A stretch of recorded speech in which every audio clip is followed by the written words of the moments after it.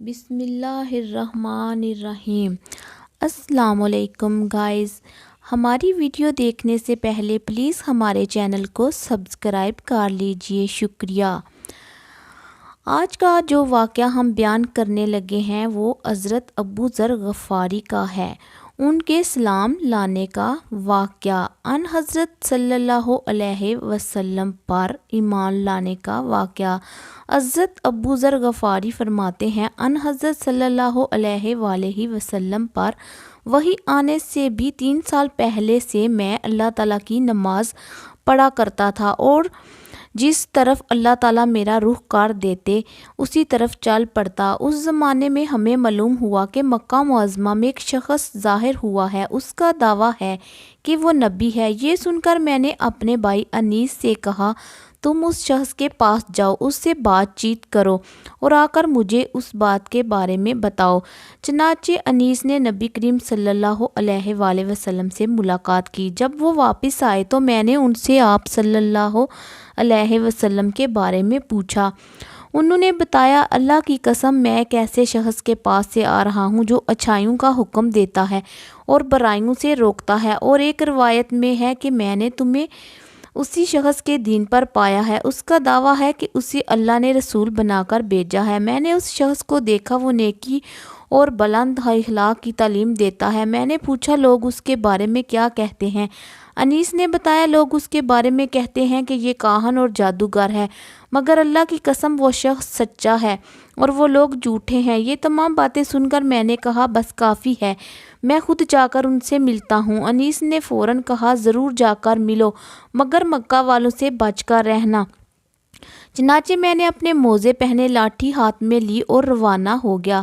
جب میں مکہ پہنچا تو میں نے لوگوں کے سامنے ایسا ظاہر کیا جیسے میں اس شخص کو جانتا ہی نہیں اور اس کے بارے میں پوچھنا پسند نہیں کرتا۔ میں 1 ماہ تک مسجد احرام میں ٹھہرا رہا۔ میرے پاس سوائے زمزم کے کھانے کو کچھ نہیں تھا، اس کے باوجود میں زمزم کی برکت سے موٹا ہو گیا۔ میرے پیٹ کی سلوٹیں ختم ہو گئی، مجھے بھوک کا بالکل احساس نہیں ہوتا تھا۔ ایک رات جب میں حرم میں کوئی طواف کرنے والا نہیں تھا، اللہ کے رسول ایک ساتھی ابو بکر رضی اللہ عنہ کے ساتھ وہاں آئے اور بیت اللہ کا طواف کرنے لگے۔ اس کے بعد آپ نے اور آپ کے ساتھی نے نماز پڑھی۔ جب آپ نماز سے فارغ ہو گئے تو میں آپ کے نزدیک چلا گیا اور بولا، السلام علیکہ یا رسول اللہ، میں گواہی دیتا ہوں اللہ تعالیٰ کے سوا کوئی عبادت کے لائق نہیں، اور یہ کہ محمد صلی اللہ علیہ وسلم اللہ کے رسول ہیں۔ میں نے محسوس کیا حضور نبی کریم صلی اللہ علیہ وسلم کے چہرے پر خوشی کے آثار نمودار ہو گئے۔ پھر آپ نے مجھ سے پوچھا، تم کون ہو؟ میں نے جواب میں کہا، جی میں غفار قبیلے کا ہوں۔ آپ نے پوچھا، یہاں کب سے آئے ہوئے ہو؟ میں نے عرض کیا، 30 دن اور 30 راتوں سے یہاں ہوں۔ آپ نے پوچھا، تمہیں کھانا کون کھلاتا ہے؟ میں نے عرض کی، میرے پاس سوائے زمزم کے کوئی کھانا نہیں، اس کو پی پی کر موٹا ہو گیا ہوں، یہاں تک کہ میرے پیٹ کی سلوٹیں تک ختم ہو گئی ہیں اور مجھے بھوک کا بالکل احساس نہیں ہوتا۔ آپ نے فرمایا، مبارک ہو، یہ زمزم بہترین کھانا اور ہر بیماری کی دوا ہے۔ زمزم کے بارے میں حدیث میں آتا ہے، اگر تم آب زمزم کو اس نیت سے پیو کہ اللہ تعالیٰ تمہیں اس کے ذریعے بیماریوں سے شفا عطا فرمائے تو اللہ تعالیٰ شفا عطا فرماتا ہے، اور اگر اس نیت سے پیا جائے کہ اس کے ذریعے پیٹ بھر جائے اور بھوک نہ رہے تو آدمی شکم سیر ہو جاتا ہے، اور اگر اس نیت سے پیا جائے کہ پیاس کا اثر باقی نہ رہے تو پیاس ختم ہو جاتی ہے۔ اس کے ذریعے اللہ تعالیٰ نے اسماعیل کو سیراب کیا تھا۔ ایک حدیث میں آتا ہے کہ جی بھر کر زمزم کا پانی پینا اپنے آپ کو نفاق سے دور کرنا ہے، اور ایک حدیث میں ہے کہ ہم میں اور منافقوں میں یہ فرق ہے کہ وہ لوگ زمزم سے سیرابی حاصل نہیں کرتے۔ ہاں، تو بات ہو رہی تھی حضرت ابو ذر غفاری کی۔ کہا جاتا ہے ابو ذر غفاری اسلام میں پہلے آدمی ہیں جنہوں نے آپ صلی اللہ علیہ وآلہ وسلم کو اسلامی سلام کے الفاظ کے مطابق سلام کیا۔ ان سے پہلے کسی نے آپ صلی اللہ علیہ وسلم کو ان الفاظ میں سلام نہیں کیا تھا۔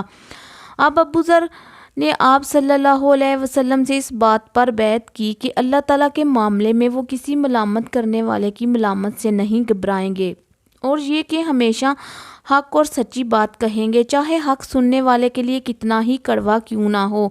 یہ حضرت ابو ذر حضرت ابو صدیق کی وفات کے بعد ملک شام کے علاقے میں ہجرت کر گئے تھے۔ پھر حضرت عثمان کی خلافت میں انہیں شام سے واپس بلا لیا گیا اور پھر یہ ربضہ کے مقام پر آ کر رہنے لگے تھے۔ ربضہ کے مقام پر ہی ان کی وفات ہوئی تھی۔ ان کے مان لانے کے بارے میں ایک روایت یہ ہے کہ جب یہ مکہ معظمہ آئے تو ان کی ملاقات حضرت علی سے ہوئی تھی اور حضرت علی نے ہی ان کو آپ صلی اللہ علیہ وسلم سے ملوایا تھا۔ ابو ذر کہتے ہیں بیعت کرنے کے بعد نبی کریم صلی اللہ علیہ وسلم انہیں ساتھ لے گئے۔ ایک جگہ حضرت ابو بکر صدیق نے ایک دروازہ کھولا، ہم اندر داخل ہوئے۔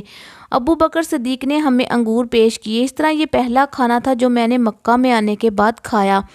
اس کے بعد نبی صلی اللہ علیہ وسلم ان سے فرمایا، اے ابو ذر، اس معاملے کو ابھی چھپائے رکھنا، اب تو تم اپنی قوم میں واپس جاؤ اور انہیں بتاؤ تاکہ وہ لوگ میرے پاس آ سکیں۔ پھر جب تمہیں معلوم ہو کہ ہم نے خود اپنے معاملہ کو کھلم کھلا اعلان کر دیا ہے تو اس وقت تم ہمارے پاس آ جانا۔ آپ صلی اللہ علیہ وآلہ وسلم کی بات سن کر حضرت ابو ذر غفاری بولے، قسم ہے اس ذات کی جس نے آپ کو سچائی دے کر بھیجا، میں ان لوگوں کے درمیان کھڑا ہو کر پکار کر اعلان کروں گا۔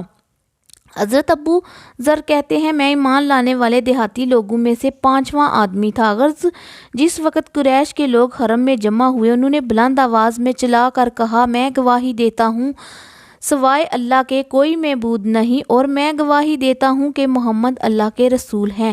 بلند آواز میں یہ اعلان سن کر قریشیوں نے کہا، اس بد دین کو پکڑ لو۔ انہوں نے حضرت ابو ذر کو پکڑ لیا اور بے انتہا مارا۔ ایک روایت میں الفاظ یہ ہیں، وہ لوگ ان پر چڑھ دوڑے، پوری قوت سے انہیں مارنے لگے یہاں تک کہ وہ بے ہوش ہو کر گر پڑے۔